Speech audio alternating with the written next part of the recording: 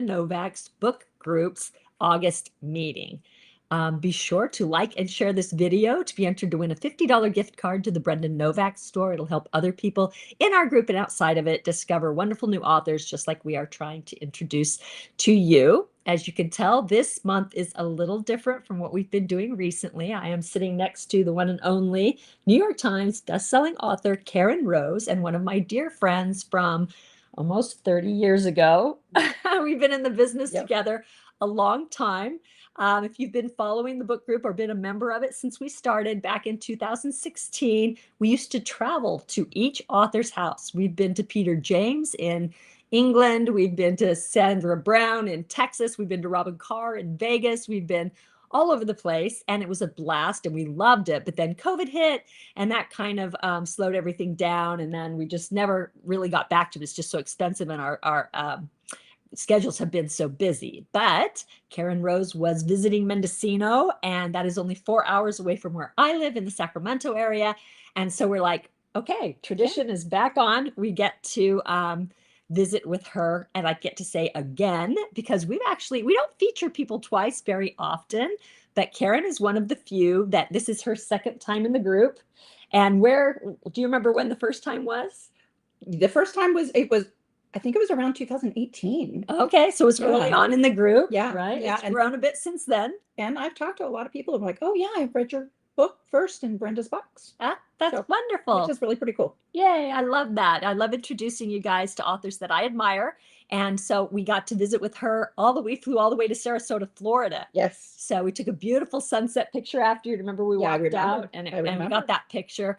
And so now that she's close, we get to visit her again, but on the other coast. That's right. And we had a beautiful drive getting here where we saw amazing redwoods, and the upper Pacific coast is just gorgeous. The Black Rocks and everything. Is that what drew you to visit here so often? Well, actually, I first started visiting here because my writing group was here, and I would come for like brainstorming sessions and things like that. But and I didn't realize how nice it was in the summer. Like I can't do heat. I have a disability. I can't do heat. And I came here in July, and I was wearing a jacket in the shade. I'm like, is it always like this? And they were like, yes. And so that's why I started coming here. Yeah, and actually, it's so hot in Sacramento in the summer that luckily I checked the weather, and Alexa even called me. She goes, "Mom, bring a coat," because poor Lex is the one when I'm freezing who's always trying to give up her jacket and be like, "Here, no, you wear it. I don't need it. I don't need it." And we fight over it, and she usually wins, and I snuggle up in her coat. But so she's like, "Bring your own coat this time." So I did bring a jacket. I prepared. And it is much cooler here. Cooler, and at night it gets even more cool. But yeah, we'll be driving around in August and see all these people with parkas and hats, and it's like, wow. Right? Yeah, it's a shock when you come from something like California. I'm wearing flip flops and a sleeveless shirt, and then get here and you need a jacket. But Karen's debut novel, Don't Tell, was released 30 years ago, 2003. 2003. Yep. And it was as fabulous as all of her other books. And I think that's the first book of yours. I think I read your premiere book. So I think that was pretty cool.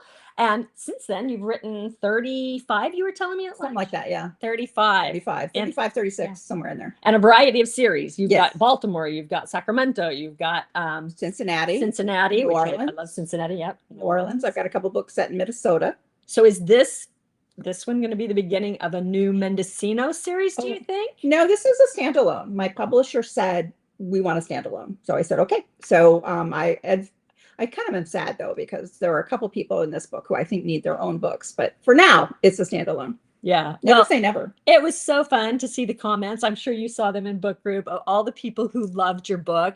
Many of them, it was their first time reading you, which was shocking to me, but it's always fun to get new readers. It and is. So the feedback has been fabulous. It's very captivating, very twisty, turny. It's got some good emotional depth to it. I love when you can get a balance between those, when you get kind of a strong plot, not kind of, a strong plot that twists and turns, and also have like kind of this emotional undercurrent that sucks you in and holds you tight. Because I read for emotion mostly. I do too. Yeah. So it's nice that you can imbue that into a suspense novel, right?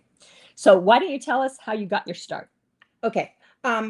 I was an engineer, and I worked for a major consumer products company that makes like diapers and toothpaste and stuff like that in the Midwest. And I was traveling a lot, and I was traveling internationally. And this was in the 90s, so you didn't have ebooks. then, Yes. and you had to You pack your barely had the books. internet then. Yes, You I couldn't mean, research on the internet. It wasn't populated enough. we were like, we're talking old school here. Yeah. And so I often had to make, and I would be gone for like a week at a time, and I had to make a decision: do I carry books or do I carry clothes? So usually the clothes would win. I would read my books before I got there, on the plane, and then I would be bored. So I started writing my own stories. Oh, I love Yep. that story. I started writing my own stories, and then one day I told this I told this story, and I think I was in South Africa in a library, and the lady on the front row said, "I just would have gone to the bar." Because I was in a hotel. I was in hotels all over the world. I'm like, I never even thought of that, because I am an introvert. I don't like to go into bars with lots of people, because I it's wouldn't just go like, by myself. not by Maybe with a myself. friend. Maybe. Yeah. I'm like, I never even thought of that. So I'm kind of glad I didn't think of that. Otherwise, I never would have started writing. Yeah, I you just may would have not gone to have the this bar. career. That's right. She'd be a lush, and I'd be trying to go drive her home. No, I'm kidding.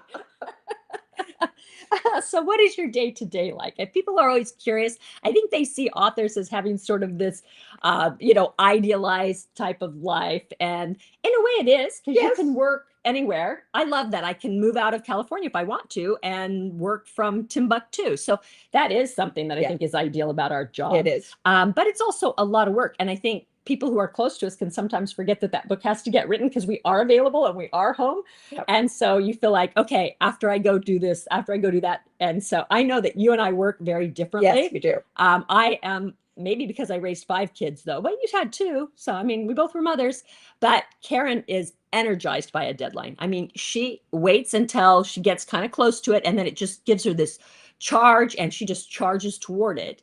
And I'll never forget when we were rooming together at RWA, and she had like 2 weeks to write like a 600-page book. And she was like sitting on the ground in the middle of the night. I remember waking up and turning over, and there's Karen just tapping away on her computer in the glow of your monitor. And she did great. I mean, she finished that book. She turned it in. It was a bestseller. So, I mean, it works for her. And I am like a fainting goat. If I let the pressure get to that point, those goats where you clap and then they just freeze and fall over. That's what would happen to me if I got that close to a deadline and I wasn't adequately, far along in the book. I wish I was more like you. Yeah, well, I wish I could take the pressure more like you. Maybe we need a little bit of mix right. between us. But That's anyway, right. tell us how your day works. A realistic day in the life of Karen Rose. Well, I am a vampire. I don't like the sun. I like to work in the dark. My brain turns on at night.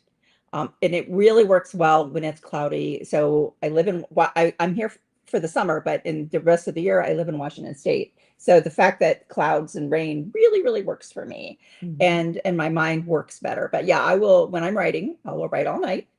And, sometimes I go to bed at 4, sometimes I go to bed at 8 in the morning, and then, I sleep through the sun and then I wake up and it's night again. And, that works for me, but it doesn't work for the rest of everybody else. So, the people who are calling you on the phone, or the friends that like, oh, I want to see my friends, but they're all asleep. I've made a lot of friends with people in other countries, in other time zones, because I was awake when they were during their daytime.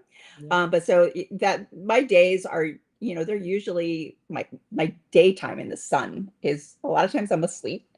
My nights, I'm working, or I like to knit, like play with my dog. But unfortunately, playing with the dog in the dark outside is not, that doesn't work really well, because she's black and then I can't see her. But yeah, so but yeah, I have friends who sit in the chair from 9 to 5.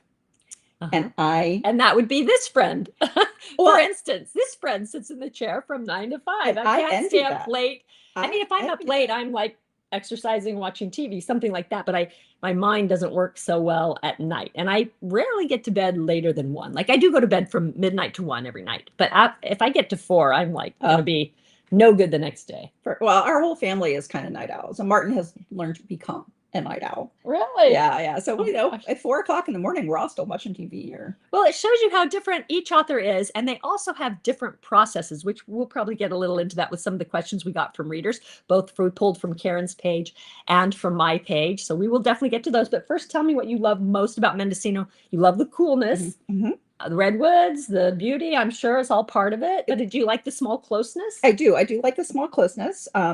And I'm making a lot of friends. I have a knitting group. I have writer friends here in town.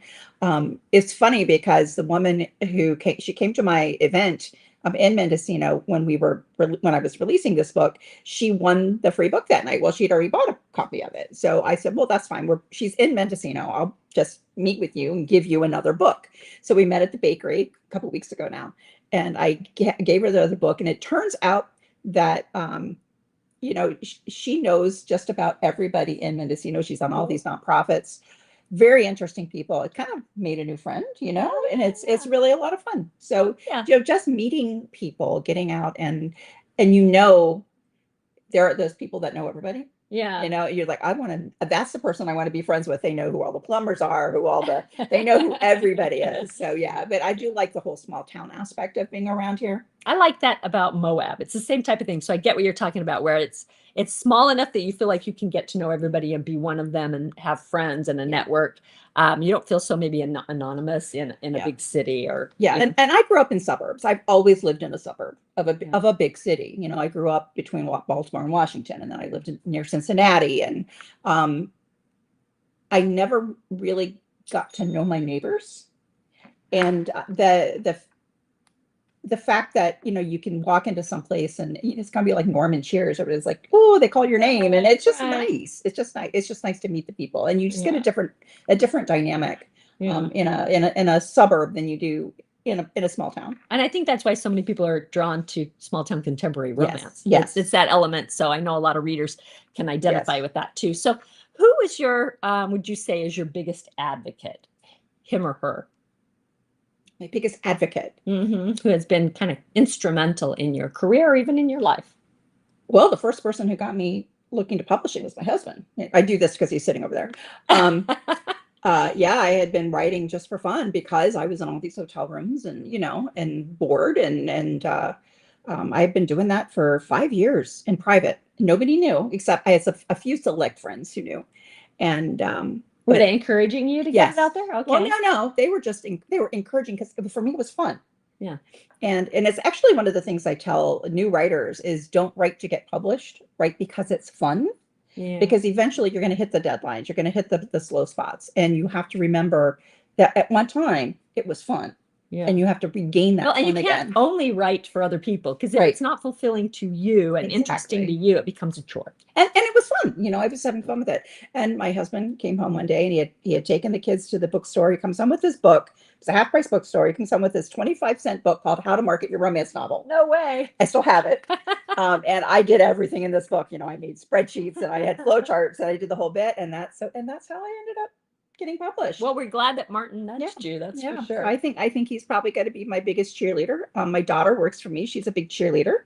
Yeah, she's wonderful as well. She is, and and I have friends that have been with me every step of the way. So we met a lot of the same people because we kind of got into the business at a similar time, and we ran in the same circles for so long before RWA sort of imploded.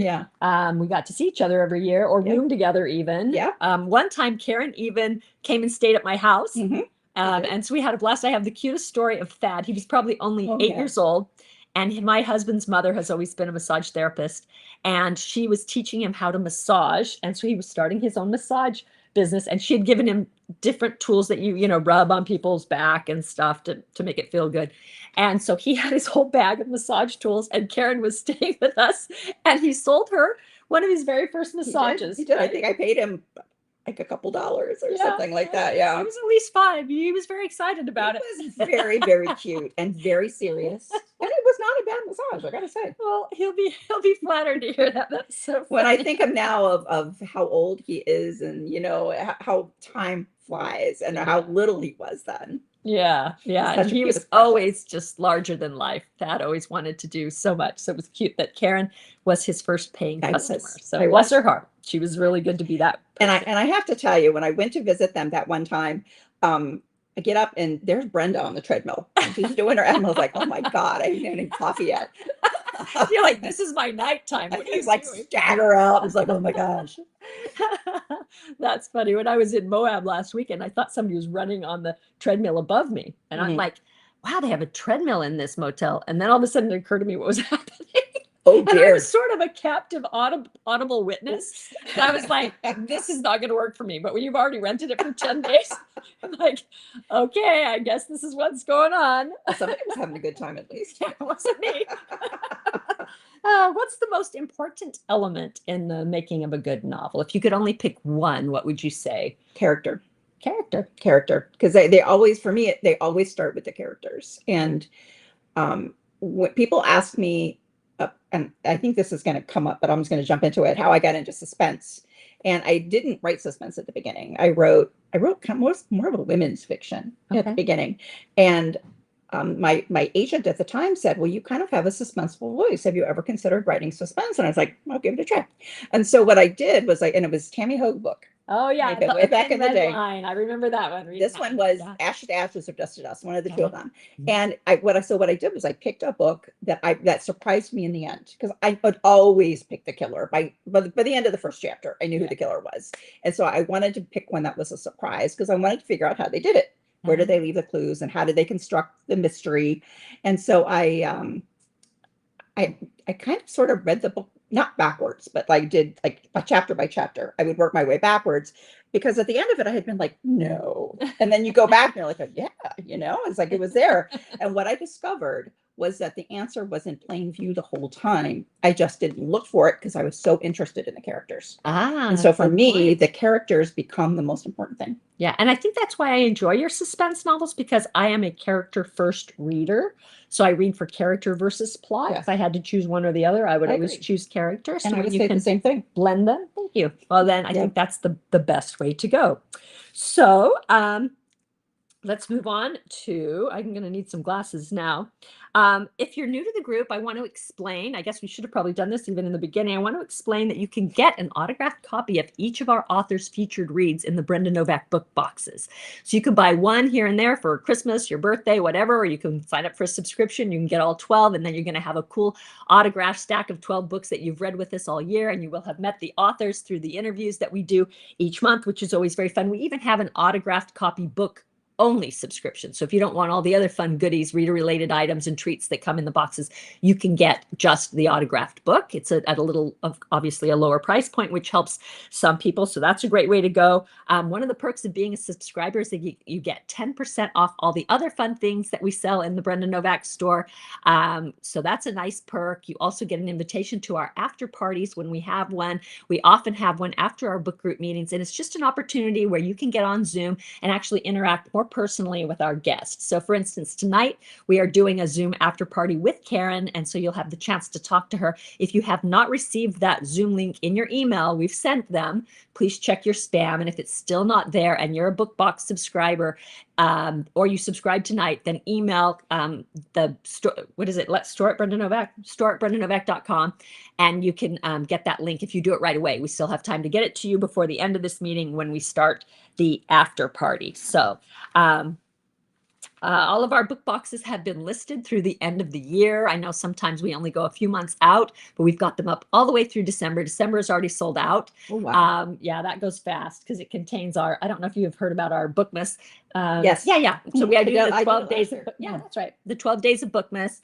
Of course you've heard, because one of the gifts did was it, from yeah. you did the cute caramels. Yep. The Huckleberry caramels. Huckleberry. Yeah, to tie into the whole area Yes. where your book is set. Well, Bookmas is just a cute canvas bag where you get a new gift for 12 days that we open like an advent calendar, comes in December's box, and it's a gift from each author that we will be featuring the following year. It's how we reveal our new lineup. So it's super fun. It's a reader favorite, which is why we've tried to continue it.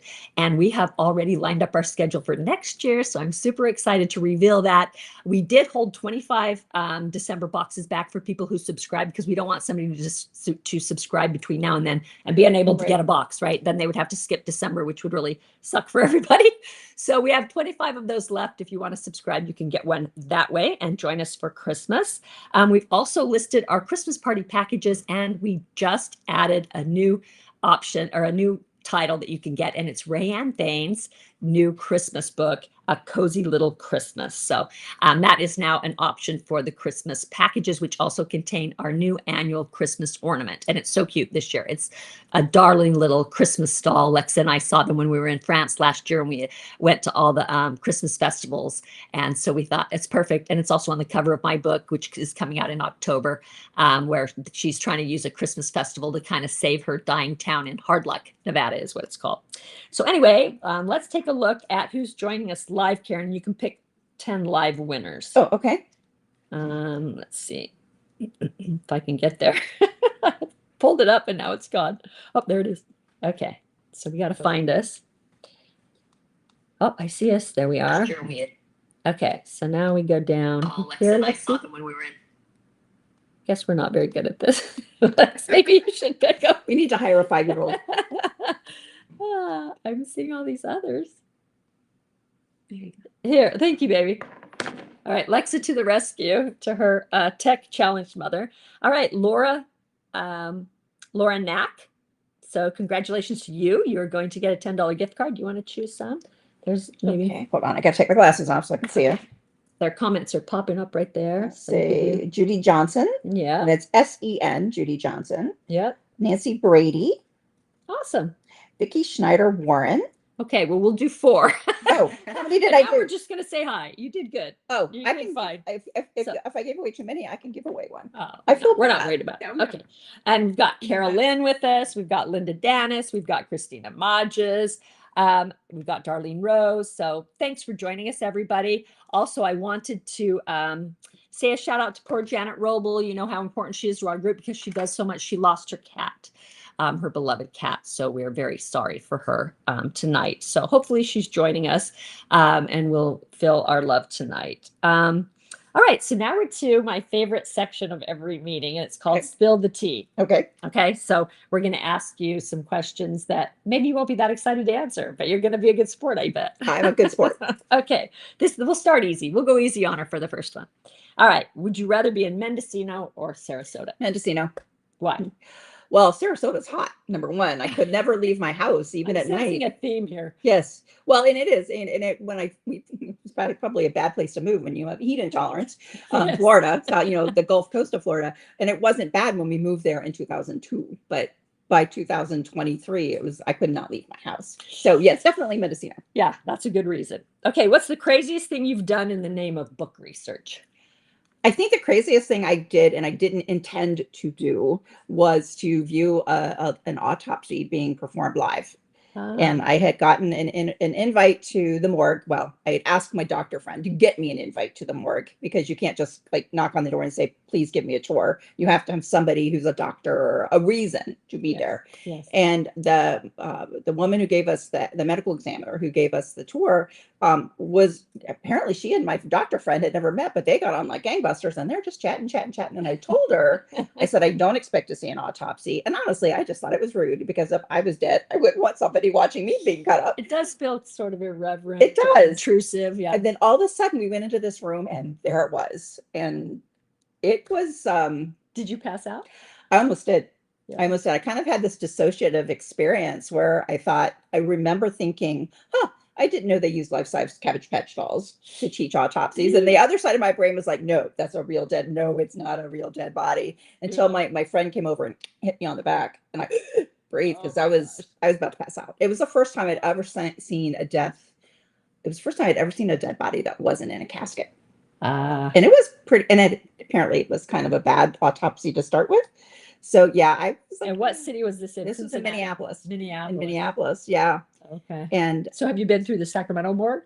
No, I have not. Okay, well, I called up and asked for a tour of the Sacramento morgue, and they said yes. Oh, they're much nicer than the ones in Florida. I was shocked. So I called up Allison Brennan, a mutual friend of ours who writes suspense, and I said, she lived in the area at the time. I said, I got this tour of the morgue. Do you want to go with me? And she said yes.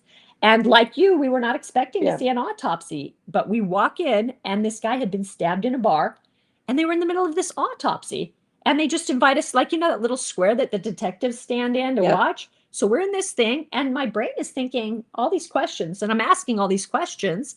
And something just took over my body, and everything just started shutting down. And I was fighting it as hard as I could because I wanted to be as big as Allison. Like, she's so tough, I'm like, no, I don't want to be the weak link here. So anyway, I passed out at the beginning of Quincy ME where all the cops just fall and faint. Exactly. So I just slid down the wall, and they helped me up, and it took me like a full half hour to recover at least before I could walk again. Yeah. It's a shock when you when you walk in and you see it. And I remember thinking afterwards, when I kind of got my brain back functioning, I remember thinking, I had that experience and I'm an adult and I don't know that person. What if I'd been a child and I did know the person? And that actually became a scene it was the book I was writing when I was at your house at one time, way back in the day. Oh my gosh. Yeah. So I used it, but it was a shocking experience. Yes, it was. And that is something for research that I think it's valuable, though, because now you know the sights, the smells, but at the same time, it's difficult to see. Yeah. And at the time, all I really wanted to see was the lab, because all I'd seen was the lab on Quincy ME on the TV show from the 70s. Oh, right. But the lab looked pretty similar. Yeah. To, the lab itself had not changed that much, but it was the autopsy that was the experience I did not expect to have. And I'll never forget going in the cooler and where all the toes have the tag on them. Yep. That was a little chilling, and they were harvesting certain things that day I won't go into because I think everybody else here will probably pass out. I think that had been in my brain too. They were talking about that, and I'm thinking, I don't want to see that. And this was bad enough, and it was on an adult. Yes, right? exactly. So it was, All right. So question number 3. What's the most awkward reader question or interview question you've ever been asked? They always have to do with the sex scenes, that kind of thing. But I do remember I had a reader in the UK, and she came to me with this suitcase full of books that they were all my books, and she wanted them signed. And she leans over and she whispers to me, and you always think about people in the UK being all, straight-laced and, stiff upper lip, proper and everything. She says, my husband says, thank you. And I was like, for what? and she says, well, at first he was angry because I spent so much time reading your books, but then he realized that after the books, and then she kind of just let it, she goes, so I signed her book. I'm happy to keep your husband happy. And then I realized how that sounded, and I had to go back and edit it because it's like, no, not that. Not that way. I'm happy to help you make your husband happy. Yes, that's right. That still sounds weird, but I had to retrieve the situation somehow. Well, and it is always funny that they focus on the sex and how you research the sex. And I'm like, well, but I've written about killing people. I've never actually killed somebody. So obviously my imagination's good for something. Exactly. Right? Okay. Well, this one's going to be maybe a personal question because I have shared a room with Karen before. Who was your worst Romance Writers of America roommate? Okay, so no names here. Not me.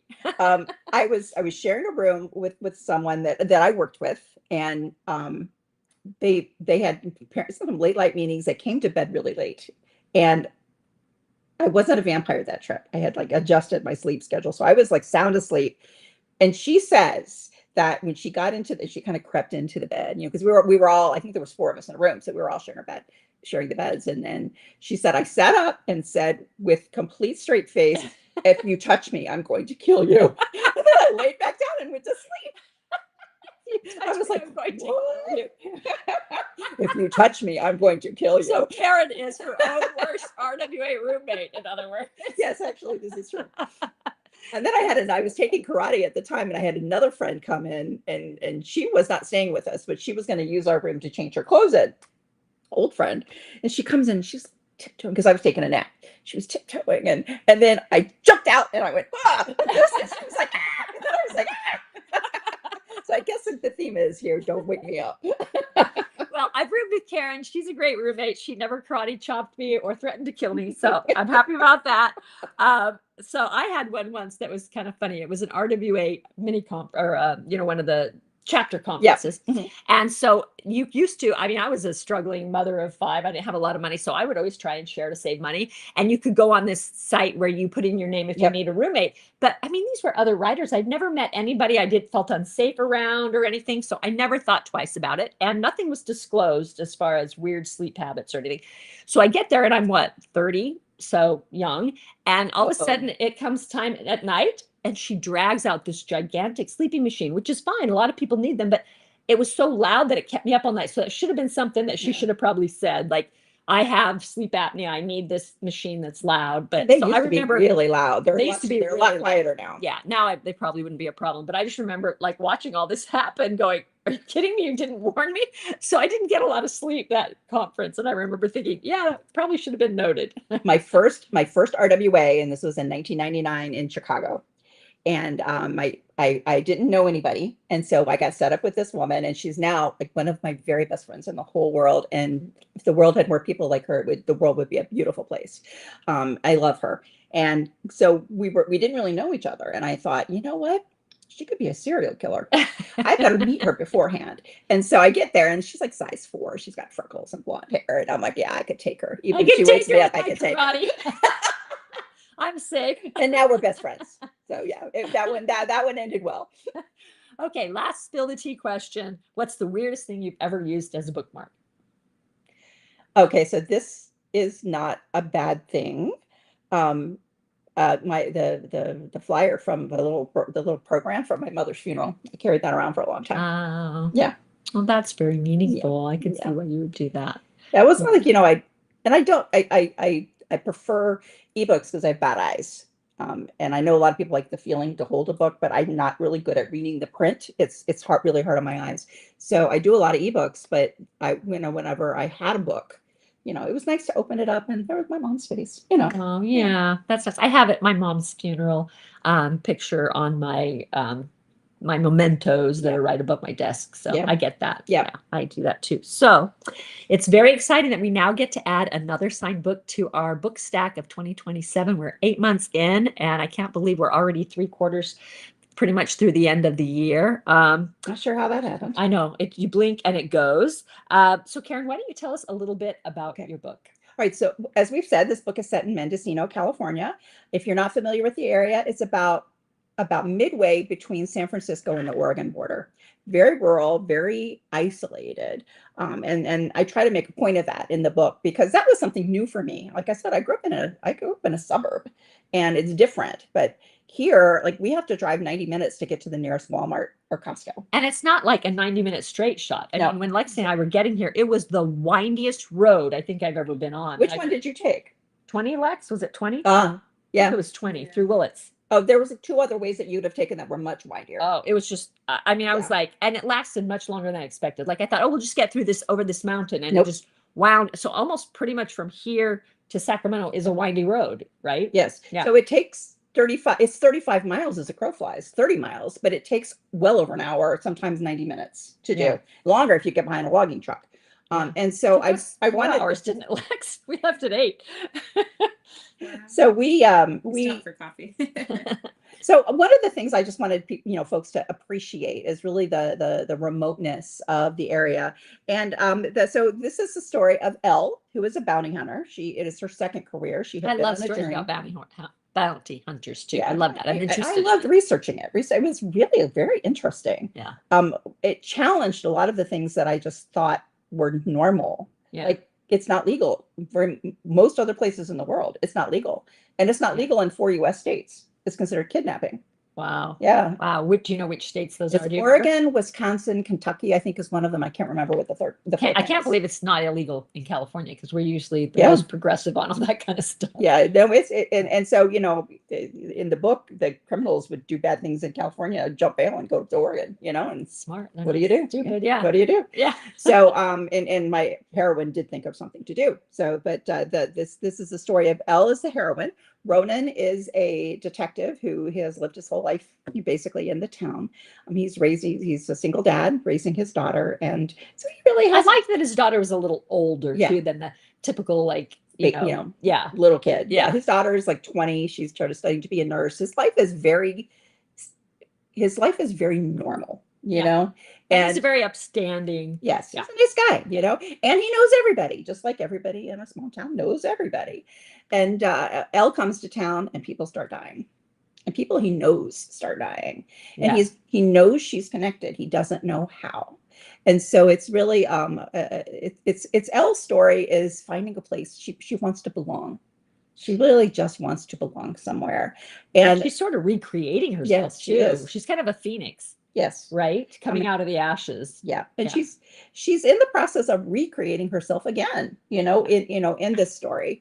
Yeah. So yeah, she's there, the bounty hunter, a detective, a bounty hunter who used to be an attorney, detective. And, I hope that when people read this, they get a sense of how incredibly beautiful it is here. And when I first came to I think California, that comes through. thank you.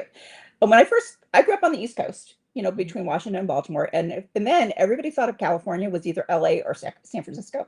That's all we ever saw Right. on TV, Yeah. I drove the first time I drove the way that you came. Yeah. And it was remote, and you go up to like Mount Shasta, there's nobody there. You could drive for an hour and never see another I person. love Mount Shasta. We went Yes. hiking there not long ago. Love it. Yeah. And so that feeling of remoteness and isolation, which actually kind of adds to the small town, everybody knowing each other, because you are isolated and you do have to take care of each other. Right. Right. Yeah, I love that. Well, it was a great book, like I said, and we're going to get to ask you some specific questions that we've collected from readers, and we're just on to that now. I just have to do two things. Oh, well, first I want to know, thank you so much for signing those copies that you signed. Did it take you a long time? It must have been really hard. 2 evenings. I had a team, my A team, my friends Ed and Sheila and Martin and my husband and my daughter Sarah. We were all together. Ed unloaded the books. Was there wine involved in this? No, there was not. Oh, There should okay. have been. There should have been. I think there was pizza though. Oh, we had pizza will work. Ed unloaded the books. Sheila and Sarah opened them to the right page. I signed them. I passed them to Martin. He packed them in the box. He taped it up, and Ed put it in a pile. So, Oh, I'm glad that you had help because Yes. it's was heavy and it's a daunting. lot of hauling and a lot of books. Well, so- it filled off the entire corner of my house over here. And I was like, wow, it wasn't this many books when I did this in 2018. No, we've definitely grown. And we thank all of you for supporting the book boxes Yes. because it allows us to buy books from authors who have a new release. And when you get to count those sales in your first week, that's when they make the most impact. So that's what Alexa and I have tried to do, is make sure that we are not only giving you a great value and a cool thing, but we're giving authors the opportunity to get more readers and also to get better sales for that first week, because it makes a difference in their career. It also helps publishing in general, which is struggling right Yes, now, trying to it get is. its footing. It's kind of going through this huge change. It's been doing that for years. And every time it seems like we get our footing, the whole thing shifts again. Yes, and we're in the middle of one of those big shifts, it feels Yep. like. Again, a lot of authors I know are either getting cut or their advances are getting whittled way down. And Mhm. so anyway, thank you to you Yes. guys for supporting authors and for being such fabulous readers. So we saved one last August Brenda Novak book box to be able to give away, as we always do at our meeting. And how we do that is we put up a post in our book group just before the meeting every month, and we ask if you're going to come so that you can RSVP, and if you would like to leave a question for our guest author. And so many of you chose to do that. That's how you were entered. And now I get to announce who that winner is. Are you going to show the box, Lex? Are you going to show? This was our August box. Oh my gosh, did you guys love those Swedish fish? When Lexa mentioned putting them in, I was kind of, I don't know. And then she brought them over for me to taste, and I stole her bag. So it's like, these will now be mine. That's when she knew she had a winner for the box. It was such an unusual, cool flavor from Sweden. And so here is, of course, we've got this beautiful hardcover in it as well. This PF candle, which smells amazing. really good. And it's not one of those cheap candles that's terrible for you and the environment. It's all made of clean, good It smells stuff. very woodsy. Yes. And then this is a cool thing. I don't know if you guys realize how to use it, but this connects your beach hat to your bag. So I love how that works. Like I said, you got a good, nice bag of these, and you can add on more of these to September's box. We got some extra of these. We have a cool Mendocino sticker for your water bottles or your book trackers. And we've that's got, what that's for. yeah, isn't that cool? It's a sticker. Yeah. And then this is a beautiful print that has some of the cool things that Alexa and I are going to be visiting over these 2 days. And we are going to be posting, well, it tells you how it works back here. We're going to post where you'll get a letter, and then you put it's an anagram, and you put the letters, you have to rearrange them to get the word. And then we're going to have a fun Mendocino gift basket that we're going to give away to the I'm winner. going to make them work for them. Yes. So I'm going to be shopping tomorrow to try and get a cool Mendocino basket going. So that is the winner of tonight's last. Whoops, we're going to leave that up. But anyway, that goes in there too. And that winner is Tammy Cordell Hudson. So congratulations to Tammy.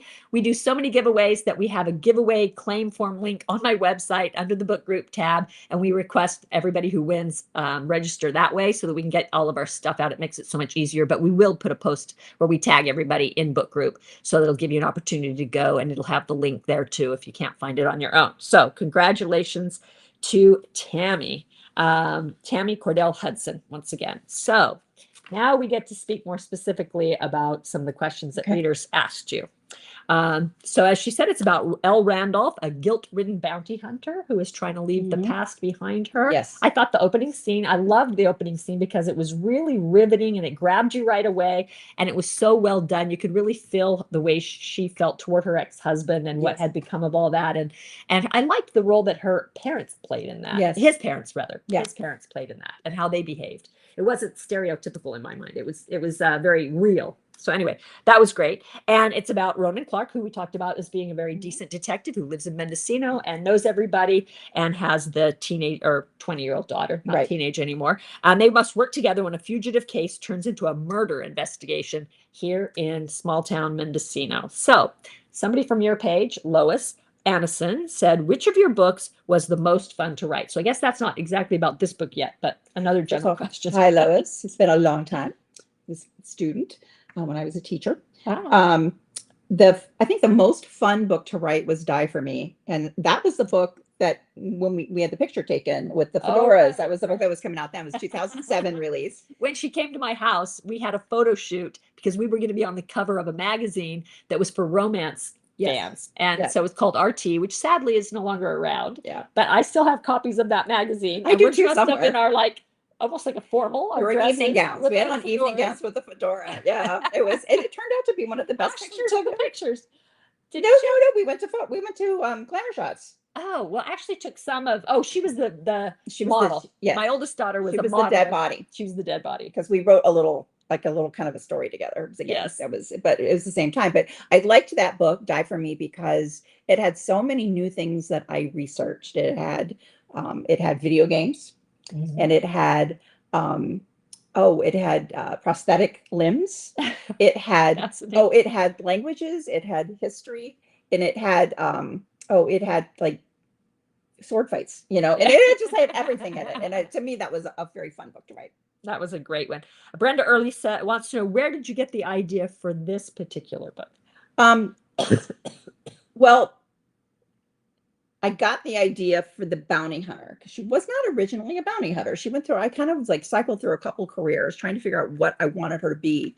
And a friend of mine was visiting, and we had been talking, another writer, and we were talking about, his name's Andrew Gray, and he kind of popped up because we had gone off to do other things. He goes, bounty hunter. And it was all he said. Was like, that was it. It was like, angels sang, and I had the idea. I really like the idea of the bounty hunter. And one of the things that got me started thinking about the whole book and the whole idea was a story. A friend of mine, she lives here in town, Christine Feehan, and I were talking, and she's like, yeah, back in the day, the Hells Angels killed somebody and shoved their body in a well. And I was like, oh, that's an interesting story. So then I ended up in a rabbit hole about Hells Angels. I was like, whoa, this is really scary stuff. And so a lot of that, just kind of I love where the neighbor tells Elle about it when she's riding the property. Yes. Yeah. So that was an anecdote that was true, that was in the book. It was true in the book. And I just, like I said, I completely fell down. And then so I mentioned that recently, and somebody's like, yes, this happened in I'm like, I know, I read about that because I was in this rabbit hole for quite some time. But yeah, that's where the story came from. And I had offered a bunch of ideas, and it was my editor in the UK, and she was like, the well, we want the well. And that was just what popped out. And okay, I can do that. Perfect. So but you landed on a good one. So Suzanne Gall wants to know, was the one who, and if I mispronounce your name, I'm sorry, the printer sort of offset some of these, so I can't read clearly the last names. So anyway, the one who walked away, was that your original title, or did you come up with that, or did it? I came up with it. I came up with this one because there's twice in the book where she is the one who walked away, and she feels guilty each time that she's the one who walked away. And again, that's partly part of her journey. And it had a lot of different names, but the one who walked away It was mine. Well, and And I also was like, from a suspense angle, you don't Yeah. know if that is the killer, the one who he got away, Yeah. the one who walked away. So, Yeah. I mean, it has a lot of applications. Yep. I think it works well Yeah. in that context. Very good. I don't often choose the titles, but when I really, really want one, I'm like, okay, no, this we I'm really, gonna dig in. I'm gonna, Did this they is the, fight you? I think there were a couple people who were like, and I'm like, no, this is the one I want. And they were like, okay, so we're good. Perfect. Well, I like it.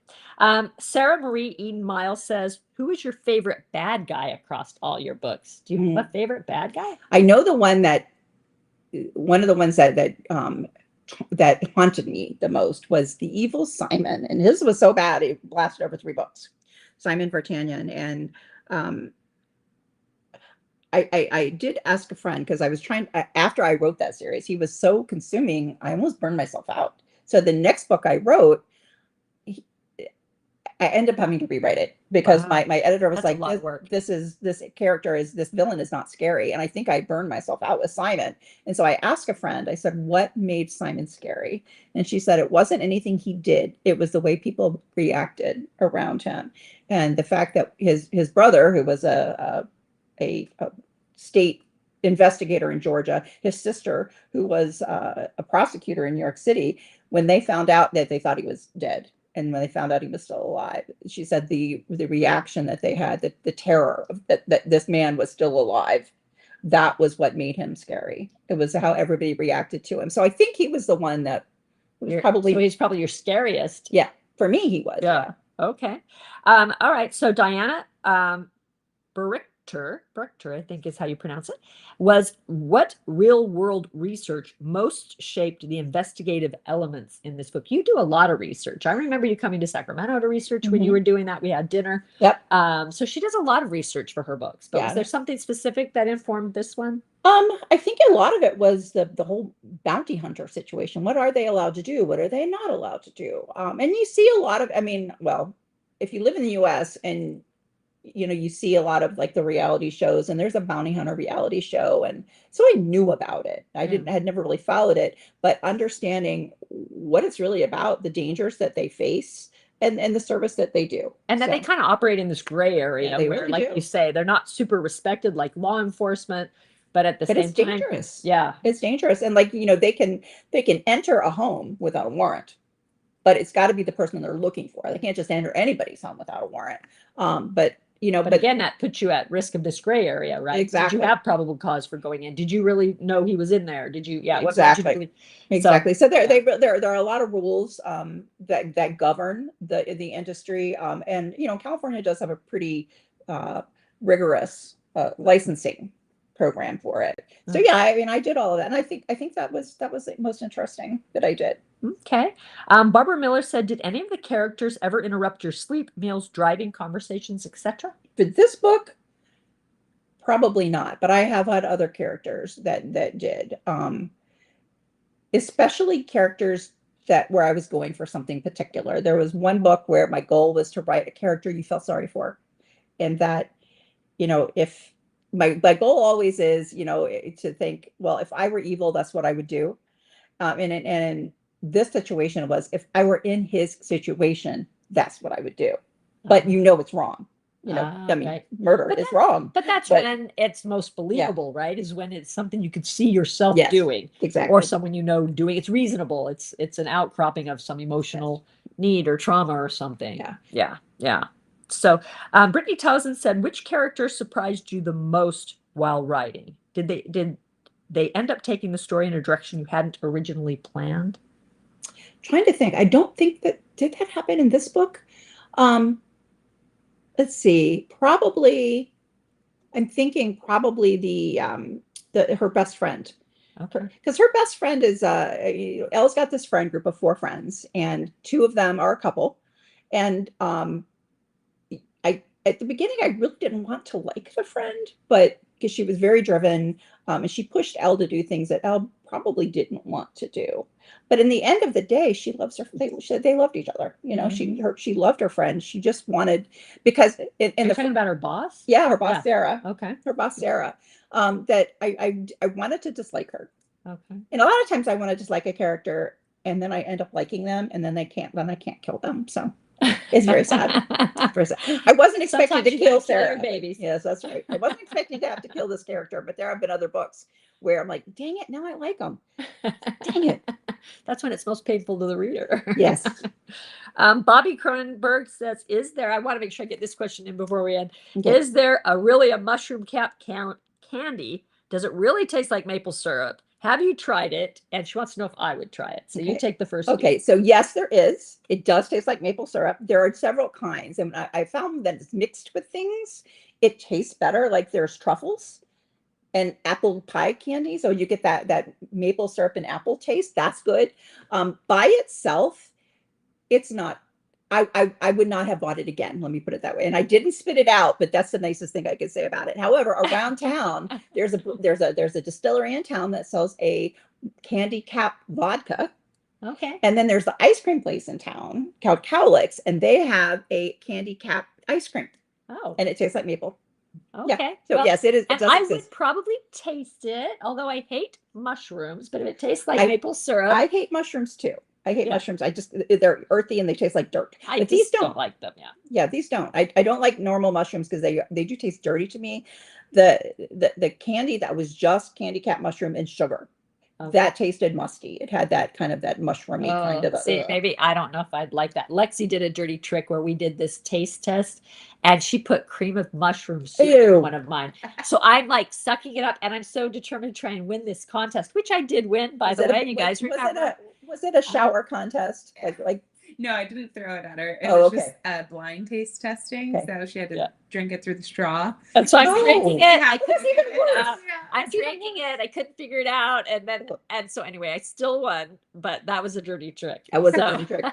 we will get some. We wanted to get here in time to get some so that we could try it tonight, but sadly we did not get here in time. There was a long drive and then we had At lunch. the Mendocino Cafe, and I don't know if they still do, but a couple months ago they had candy cap creme brulee, Oh, that and might be it's interesting. gluten free. Well, that I would definitely try because I love creme brulee, so that makes it somewhat more palatable for Yes. me. But if we can, we will try that and we'll post about it and let you guys know what I think about it. But the caramels are good. Yeah, you almost went with the candy cap mushroom candy for your gift in the Bookmas. And I'm glad I didn't. Okay, That was the one I caramels were tasted. so good. The caramels were good. Yeah. Unfortunately, the ones that the best tasting ones would melt in the heat, so I didn't do that. But I ended up doing the huckleberries because there are huckleberries everywhere. Yeah, up there. huckleberries are wonderful. So, Catherine McGuire wants to know, what is your favorite part of releasing a new book? I think it's doing stuff like this. Yeah. Yeah, because everybody's like, "Oh, happy release day!" But for me, it's the release is actually getting out and talking to people. And Ah, good. Well, it's been fun for us to come see you again. Katrina DeHart says, do you have a favorite word that you have to resist using repeatedly? oh, I'm sure I do. I know I have a name I have to resist using. My daughter, well, I mean, the name is Stacy, and I kept using Stacy. And when my daughter started working for me, she started making a spreadsheet of all my characters, Yeah. and it's called Mama's Book People. We have it on our shared Google Drive, and apparently I have used the name Stacy way too often. And Stacy was always a receptionist or an office administrator, and so I'm not allowed to do that anymore. Sometimes I sneak it in just because she edits my Just to books too, throw her. just to make her mad. All right, we are going to wrap up here in just 1 second. I'll end with one more question for Karen, a couple announcements, and then we're going to jump over to Zoom. So hopefully you have your Zoom link and will be able to join us there. Those of you who are Brenda Novak Book Box subscribers, I like Janice Kroll's question, so I'm going to end with that. She says, is it more difficult to create a villain or a hero? I think for me, the villain, it's not more difficult. It takes more thought, because the villain for a romantic suspense or romantic thriller, the villain is the most important character. If they aren't there doing bad things, nobody else has a reason to be together. So their character, their motivation, their actions have to carry the whole book. So getting a villain whose motivation is strong enough to carry a whole book, that's the hard part. Yeah. Yeah, I think I would agree with you. I think Yeah. the villain is a little bit harder for me too, just because also I don't see a lot of villainous behavior. It's so self-defeating in Yes. my practical mind, right? So you got to give them a really good Yes, reason really good that they're reason. going to risk what they're going to risk in order to do this. It's got to be believable and understandable. Yes. And sometimes if it can be even somewhat sympathetic, Yes. it makes for a better villain, right? Yes. As we were just saying a moment ago. So, okay, remember to like and share this video to be entered to win a $50 gift card in the Brenda Novak store. And I'm going to announce our top 10 contributors in the book group. We don't choose them. Facebook does. These are people that comment and like the most. They're valuable because it helps serve everything out so that everybody can see what we're doing.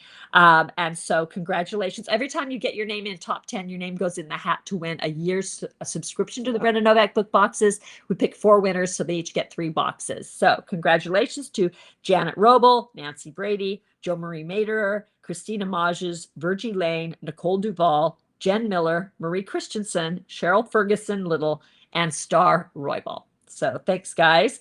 Remember to read The One Who Walked Away and record it on my website. You have until the 15th of September, so we give you a little bit of grace if you haven't quite finished. And that's why we're careful not to do spoilers too, so that we don't ruin your enjoyment of, especially a novel like this. It has some twists and turns. So make sure you record it on my website to be entered to win a $100 gift card to the Brenda Novak store. We do that drawing in the middle of the month, and that's why we give you, that extra 2 weeks. You don't have to keep up with those. If you miss it, it's okay. Still finish your reading for the year, finish the Brenda Novak challenge, because that's how you earn your pin, and you have all the way until January 15th. So if life happens, you can catch up later and you can still earn your pin for the year and be entered into the grand prize of a dedication in one of my future novels. So you have until January 15th for that. Our September read is another suspense novel that I think you're going to love. It's by Hank Philippi Ryan, who is also a delight to interview. She is a news anchor in Boston, and so she's very experienced at being on camera.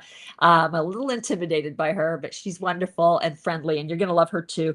Her book is Mother, Daughter, Sister, Stranger, and I just realized this is actually the second time we featured her too. And I think you're only one of maybe 4 people in 10 years that we've done twice. She is amazing. Yeah, she's amazing. Very She's interesting lovely. person. So our book group meeting is always the last Thursday of the month, except for November and December because of the holidays, of course. So September's meeting is on September 24th, and it's always at the same time, 5 p.m. Pacific time, 8 p.m. Eastern. So please mark your calendar. We want to introduce you to Hank and her fabulous work. And now, if you're a BookBox subscriber, join us on Zoom for the after party. Good night, everyone.